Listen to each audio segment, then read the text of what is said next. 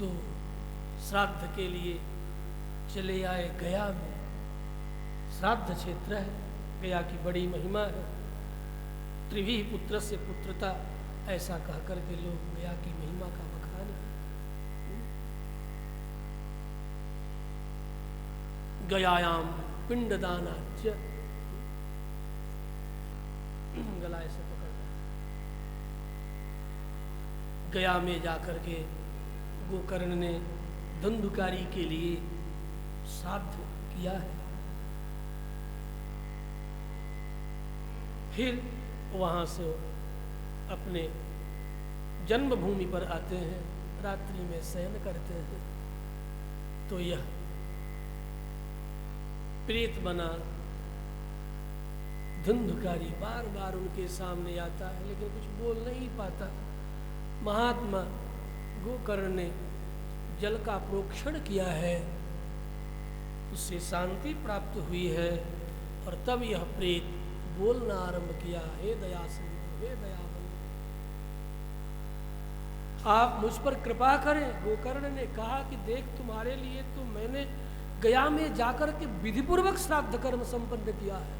श्रद्धया यद दीयते तत्श्राद्धम, मैंने श्रद्धा पूर्वक तुम्हारे लिए श्राद्ध किया है, तनिक भी अश्रद्धा से तुम्हारा कल्याण नहीं, तुम प्रेतत्व से मुक्त नहीं हुआ। कहा, हे दया सिंधु, हे मेरे बंधु, सैकड़ों गया में श्राद्ध किए जाने से हमारा कल्याण नहीं होने वाला, और तब मैं क्या करूं? आप ही कोई विचार करें। गया श्राद्ध सतेना पे मुक्ति में ना भविष्यति, सैकड़ों श्राद्ध करके भी गया में हमारी मुक्ति नहीं हो सकती, मेरे लिए तो कोई और ही आप उपाय विचार करें। तब गोकर्ण जी का, ठीक है। अगले प्रातः काल संध्या वंदन आदि कर रहे थे, उस समय उपस्थान करते हैं, सूर्यस्य चंद्रस्य इत्यादि के द्वारा उपस्थान कर रहे हैं। उसी समय आकाशवाणी होती है कि आप सत्कर्म करें, श्रीमद्भागवतम वाचनम कुरु, श्रीमद्भागवत का वाचन करें।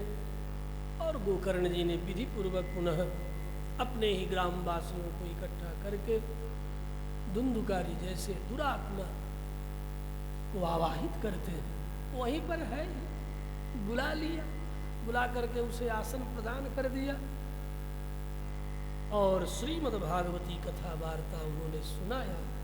उसका परिणाम एक एक दिन उसका अंग प्रत्यंग भास्वर होता चला गया, और 7वें दिन अपने भास्वर दिव्य शंख चक्र गदा पद्म भगवान की तरह, सलिंग भगवान के तरह दिव्य रूप में प्रकट होता है, और प्रकट होकर के गोकर्ण के चरणों में प्रणाम करता है और निवेदन करता है कि आपने मुझे मुक्त कर दिया, अब मैं मुक्त हो रहा हूँ, मुक्त होकर के जा रहा हूँ। धन्य है ये भागवती वार्ता कथा, जो हमारे जैसे अनाचारी, दुराचारी, पापाचारी, अत्याचारी का भी परम कल्याण कर देने का सामर्थ्य रखने वाली है। बंधुओं, ऐसी ये श्रीमद् भागवती कथा वार्ता है। एक दूसरा आख्यान और भी श्रीमद् भागवत महात्म्य के संबंध में सुनाया गया है। इसका संबंध देवर्षि नारद और सनक सनंदन सनातन कुमारों के साथ है। कलयुग के प्रत्येक प्राणियों के कल्याण के लिए यह जो महात्म्य का आख्यान है, हर व्यक्ति को बार बार श्रवण करना चाहिए। श्री कृष्णचंद्र भगवान की। इधर धंधुकारी गोकर्ण का स्मरण करते हुए भगवान के दिव्य धाम को जाता है। जो भी जीव दिव्य धाम को प्राप्त करने के लिए जीवन भर तो कुछ न कर सके तो कम से कम जीवन के अंत में ही सही श्रीमद्भागवत महापुराण की कथा विधि पूर्वक सुने, अनुमोदन करे और एक दो बार जब जब मौका मिले तब तब सुने, लेकिन एक बार जीवन में तो विधि पूर्वक अवश्य श्रवण कर लेना चाहिए। हमने देखा बड़े बड़े अमलात्मा विमलात्मा महात्माओं के चरणों की सेवा, जिन लोगों ने 30-30, 40-40 वर्षों तक समाधिनिष्ठ महात्मा की आराधना की, और ऐसे अपने गुरु भाइयों के जीवन में मैंने देखा, और मैं स्वतः भी सुनाया अपने पूज्य ज्येष्ठ गुरु भ्राता स्वामी कमलाकांत जी, वो श्रीमद् भागवत की कथा शुक्रताल में जाकर के, जिन्होंने अपने गुरुदेव की लगभग 30-35 वर्षों तक लगातार जिन्होंने सेवा की, उनके भी मन में अंत में हुआ कि नहीं, विधि पूर्वक हम भागवत श्रवण करेंगे, जो कि समाधिनिष्ठ पूज्य जगदाचार्य जिनकी परंपरा से अनुगत होकर के हम सब लोग हैं, पूज्य यहाँ के स्वामी जी महाराज से लेकर के सब लोग हैं, ऐसे पूज्य जगदाचार्य परमहंस परिव्राजकाचार्य सत्संप्रदायाचार्य, जिन्हें त्रिदंड स्वामी जी के नाम से जगत में लोग जानते हैं, जो समाधिनिष्ठ थे, ऐसे समाधिनिष्ठ महापुरुष के चरणों की सेवा करने वाले महात्मा जन भी यदि जीवन के अंत में एक बार विधि पूर्वक श्रीमद् भागवत की कथा श्रवण करने की आकांक्षा रखते हैं, और आकांक्षा ही नहीं रखते हैं, सुनते हैं, तो अब सोचना चाहिए। और किसे किसे नहीं सुनना चाहिए, इसे सब लोगों को अपने जीवन में हमने सुना है कि करपात्र जैसे सम्राट, धर्म सम्राट करपात्र जैसे महापुरुष वृंदावन में जाकर के हमारे ही नाद परंपरा के आचार्य श्री शुकाचार्य के चरणों में बैठ करके 7 दिवस पर्यंत आद्योपांत श्रीमद् भागवत की कथा श्रवण की थी। तब जब वे भारत में धर्म सम्राट के नाम से जिनकी ख्याति हो चुकी थी, ऐसे स्वनाम धन्य महापुरुष श्रीमद् भागवत की कथा श्रवण करने के लिए वृंदावन धाम में जाकर के हमारे नाद परंपरा के आचार्य, मैंने सीधे हमारे परमाचार्य में, जो मेरे नाद परंपरा के परमाचार्य है, पूज्य हमारे वैकुंठवासी, जिनके द्वारा जिनके चरणों में बैठ कर के श्रीमद् भागवती कथा श्रवण करने को 1-2 दिन 7 दिन ही सुनने में आप उब जाते हैं, और हम लोग वहाँ 5-5 वर्ष बैठ करके जिनके चरणों में श्रवण किए, उनके आचार्य पूज्यपाद वैकुंठवासी कन्हैयालाल जी महाराज के गुरुदेव, तो नाद परंपरा में हमारे वे श्रीमद् भागवत की नाद परंपरा में मेरे वे परमाचार्य, ऐसे सुखाचार्य पूज्यपाद के चरणों में बैठ करके ऐसे ऐसे महापुरुष जब श्रीमद् भागवत अद्यावधि, मतलब आज के समय की सच्चाई है, तो सोचो इस भागवत की कथा की महिमा कितनी है। लोग बार बार सुनते हैं और बार बार कहते हैं, न कहने वाले विश्राम करना चाहते, और जो इसके जो रसिक हैं, क्योंकि उन्हीं को कहने और सुनने की भी बात कही गई है। पिबत भागवतम, पियो इसे, कहा कौन पिए, इन्हें बुला रहे हो, कहा रसिका, अय रसिकों आप आओ पियो, अय भावुको जो भावों से भरे हुए हैं। इसलिए महात्मा सुखदेव जी ने यदि बुलाया भी है किसी को सुनने के लिए और कहने के लिए, कहने वाला भी कौन है, यत्राग्रे भाव वक्ता। सुखदेव का सबसे सुंदर विशेषण जैसे श्रीमद् भागवत के लिए दिया गया है, तो उनका विशेषण है भाव वक्ता। लोग अनेक तरह के वक्ता हैं, कोई किसी का मर्मज्ञ है, कोई किसी का मर्मज्ञ है, कोई भागवत भास्कर है, तो कोई भागवत दिनकर है, तो कोई भागवत चंद्रिका है, आदि आदि भागवत के नाम पर अनेक उपाधियां लेकर के आज लोग कथा कह रहे हैं, सुन रहे हैं। लेकिन सुखदेव की जो उपाधि है कोई और नहीं है, भाव वक्ता। यत्राग्रे भाव वक्ता सरसर चनया व्यासपुत्र बभूव। ऐसे भाववक्ता सुखदेव की कथा में जब ऐसा कोई भाववक्ता होता है तो स्वर्गादि लोकों से देवता भी उतर करके, जैसे आशुतोष जी हमारे बैठे हैं तबला पर, स्वर्ग से उतर करके इंद्रादि भी उतर पड़ते हैं और अपने पेट पर मृदंग बांध कर, इंद्रोबादिन मृदंगम, इंद्रोबादिन मृदंगम जय जय सुकरा कीर्तने ते कुमारा। और कीर्तन गाने के लिए ब्रह्मलोक छोड़ करके और हाथ में अपना झांझ लिए पहुंच जाते हैं। कौन है? कीर्तने ते कुमारा।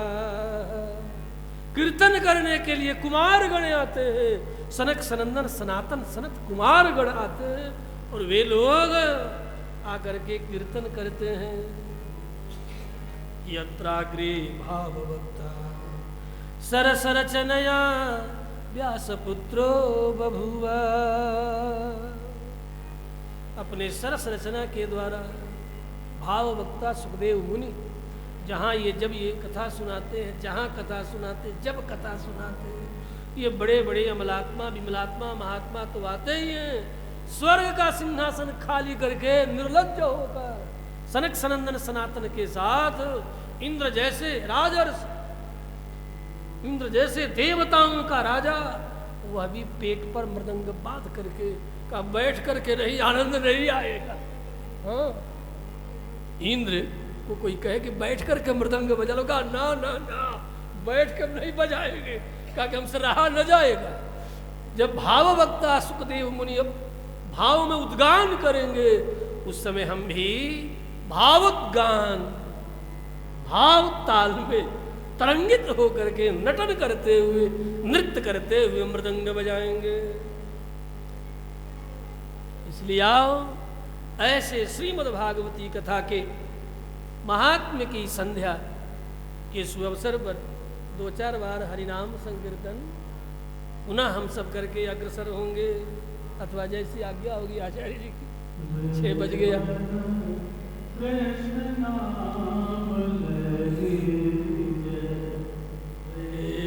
मन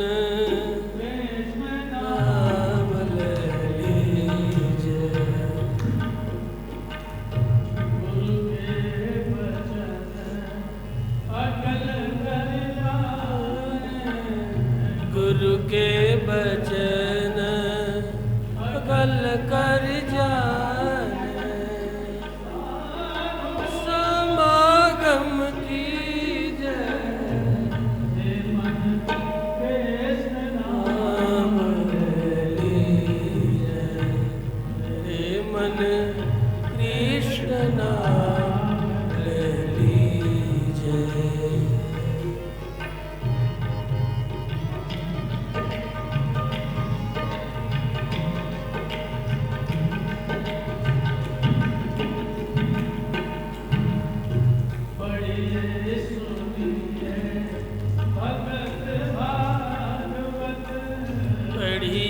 सुनिए भगवत भागवत।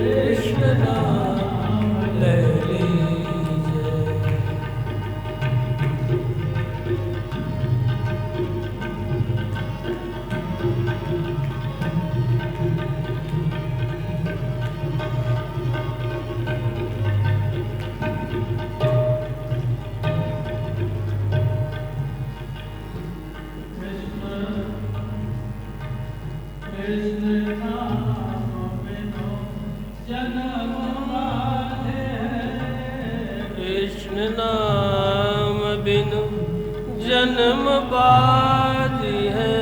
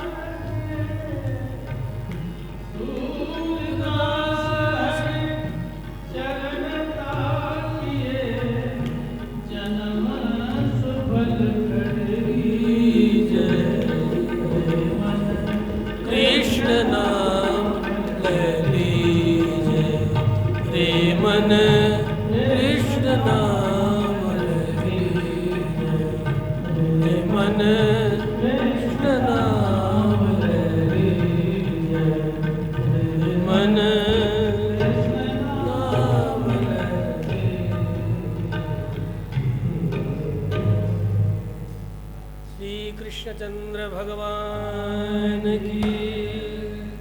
एक बार देवर्षि के मन में भी बड़ी उद्विग्नता आई।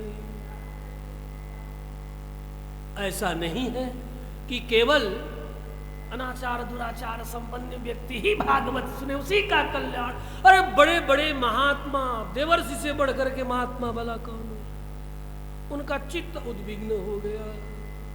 और चित्त में उद्विग्नता आ जाए ये कोई अच्छी बात नहीं।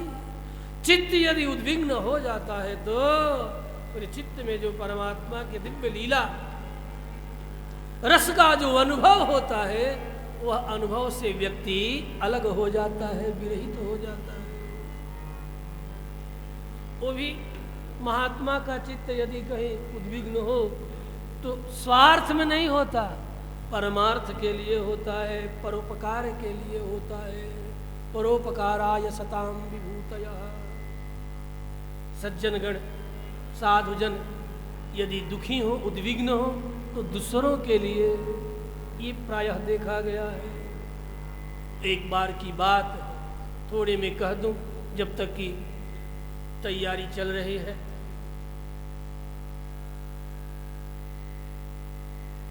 एक ही बार की तो बात है और एक बार की बात में बहुत कुछ बात हो जाती है। हाँ? हमारे यहाँ महात्मा लोग यदि कहे कि एक बार तो समझ लो कि कुछ खास, एकदा शब्द का प्रयोग हो जाए, लोक भाषा में एक बार शब्द का प्रयोग हो जाए, अर्थात कोई विशिष्ट भारतीय संस्कृति की कोई ऐसी घटना घटने जा रही है जो कालावच्छिन्न काल अबाधित होगी, जो बार बार सुनी जाएगी, बार बार कही जाएगी। और इसे कहने और सुनने से कहने वाले का भी कल्याण और सुनने वाले का भी कल्याण। यहाँ देवर्षि नारद है जिनका चित्त उद्विग्न है और एक तरफ सनक सनंदन सनातन सनत कुमार चार, इनका भी चित्त भगवत लीला का अनुभव किए बिना उद्विग्न हो रहा था। ये भी ब्रह्मलोक छोड़ करके और भागे नीचे उतर करके चले आए नारायण पर्वत की ओर। हिमालय में एक नारायण पर्वत है, जिस नारायण पर्वत के ऊपर साक्षात भगवान नारायण आज भी हम सब शरणागत भक्तों के पाप ताप को जला करके भस्म करने के लिए आज भी तप रहे हैं। क्योंकि नाभुक्तम क्षीयते कर्म कल्प कोटि सतैरपि। तो फिर शरणागत का पाप जाता कहां है? वेदांत सूत्र कहता है सुहृदः साधुकृत्यम, सुहृद को साधुकृत्य प्राप्त हो जाएगा।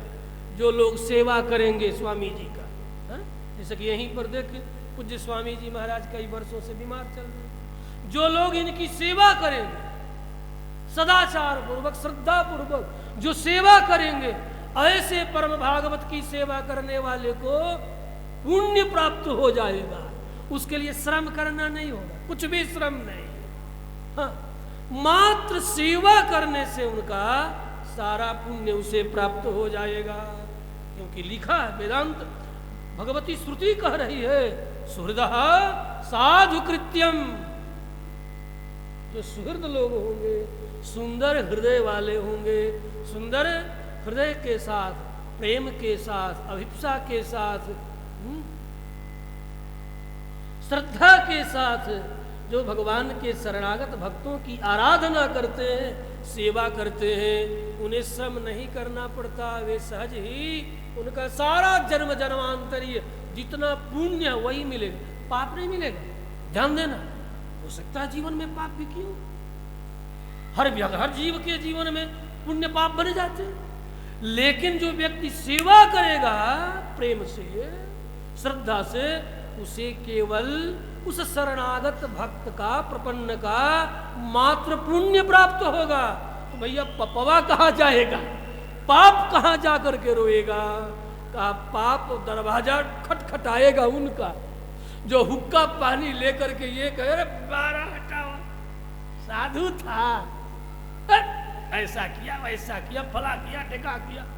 अब वो पाप उसके सिर पर जाकर बजड़ जाएगा और पकड़ लेगा और इठलाएगा, बस बस बस बस हम तुम्हारे ही सिर को ढूंढ रहे थे, तुम मिल गए। श्रुति कहती, ये बना के नहीं बोल रहा।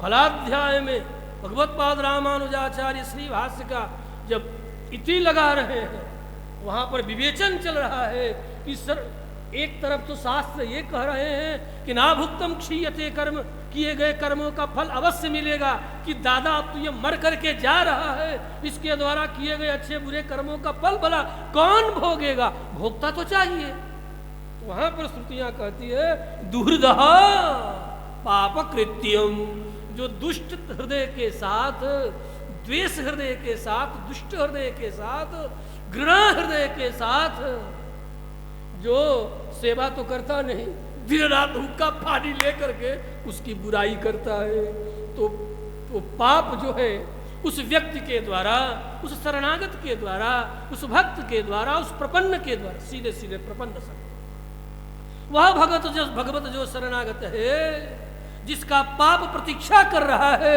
कि दादा ये तो बिना भोगे जा रहा है, क्योंकि ये प्रपन्न है, भगवान के चरणों का आश्रयी है, मनमना भव मद भक्तो, भगवान ने जिसके लिए कह दिया है माम एकम शरणम ब्रज, चल तू आ मेरे शरण में, तेरा सब पाप ताप मैं दूर करने वाला। हाँ, तो भगवान भी लेकर के क्या करते हैं, बांट देते हैं।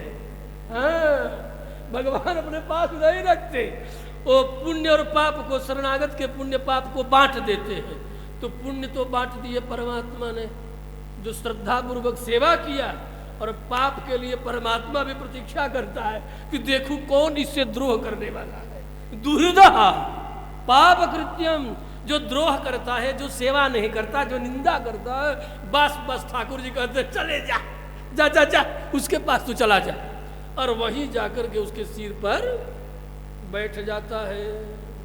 लोग कहते हैं, जरा ध्यान से सुनना, बड़े काम की बात है, दुनिया में लोग कहते हैं स्वामी जी, बाबा जी, महात्मा जी, आज तक मैंने कभी किसी का कुछ बिगाड़ा नहीं। ये तो अच्छी बात है, लेकिन क्या आपने कभी किसी की निंदा की? जो सदाचार संपन्न तो है ही, कदाचित कभी जीवन में उसने पापाचार भी किया, क्या उसकी तूने कभी निंदा की? बस बस बस बस उसी निंदा का परिणाम है कि आपने कभी किसी का कुछ बिगाड़ा नहीं, कभी किसी के साथ ऐसा वैसा नहीं किया, फिर भी आपके सामने वैसे वैसे विपत्ति आ रही है। विपत्ति आने का एकमात्र कारण है कि किसी सदाचार संपन्न अथवा दुराचार संपन्न ही मान लो, क्योंकि भगवान ने यहां तक कह दिया अपीछे सुदुराचारो, खबरदार, यदि तू हमारे प्रपन्न भक्त के अनाचार को देखता है तो खबरदार, अपीछे होने पर भी यदि कोई कहे ज्ञान विज्ञान संपन्न, तो बड़ा भारी पापी है, क्या हुआ? भगवान कहते क्या हुआ है तो है हमारा, भगवान कहते हैं मेरा है। हाँ, उसने मुझसे कहा है कि हे प्रभु मैं आपका हूं, और जिस क्षण उसने कहा कि हे प्रभु मैं आपका हूं, उस क्षण के बाद उसका पाप भी हमारा है, उसका पुण्य भी हमारा है, और यदि तुम देखोगे तो उसका पाप तुम्हें भोगना पड़ेगा।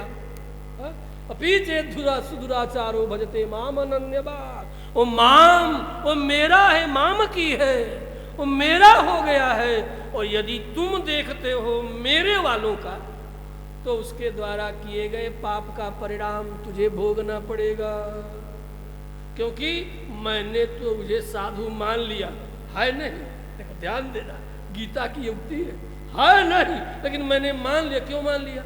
इसलिए मान लिया है कि वह हमारे शरण में आ गया। मैंने एक बार कहा माम एकम शरणम ब्रजा, एक बार ही मैंने कहा कि तू मेरे शरण में आ, और मेरी इस बात पर उसकी ऐसी अटूट निष्ठा है कि मेरे एक बार 5000 वर्ष पहले कह के चला गया, और उसके बाद भी वह ऐसा प्रपन्न हमारा है कि मेरे द्वारा एक गीता में एक ही बार ये श्लोक आया, ध्यान देना, एक बार मेरे द्वारा कहे जाने के बाद उसकी ऐसी गाढ़ निष्ठा मेरे चरणों में है कि उसने कहा कि प्रभु मैं आपका ही हूं, किसी और का नहीं हूं।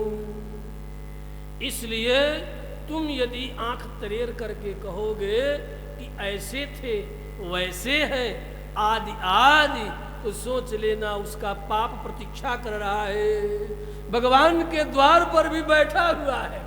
ठाकुर जी भी कहते कोई तो आ ही जाएगा, चिंता मत कर, रो मत, रो मत, क्योंकि पप्पा जो है कहता है कि ये मेरे बाप, जो पाप करता है ना, जो भी जीव पाप करता है तो उस पाप करने वाले जीव को पाप कहता है, अरे मेरे बाप मुझे उत्पन्न करके मेरा भरण पोषण नहीं करोगे? तो करने वाला कहता है कि हम तो अच्छा बुरा सब ठाकुर जी के चरणों में समर्पित कर चुके हैं, अब तुम वहीं जाओ, अब वही इसका निर्णय करेंगे, हम अब कुछ नहीं कर सकते। मैं तो अच्छे बुरे सारे कर्मों के साथ भगवान के चरणों में अपने आप को समर्पित कर चुका हूं।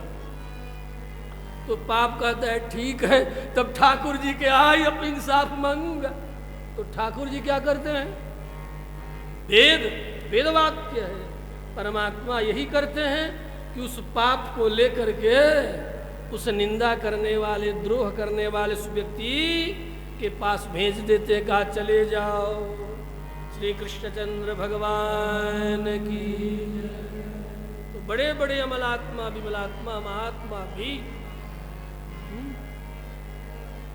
भगवान के चरणों की शरणागति करके उनकी लीला कथा का अनुभव करते रहते हैं।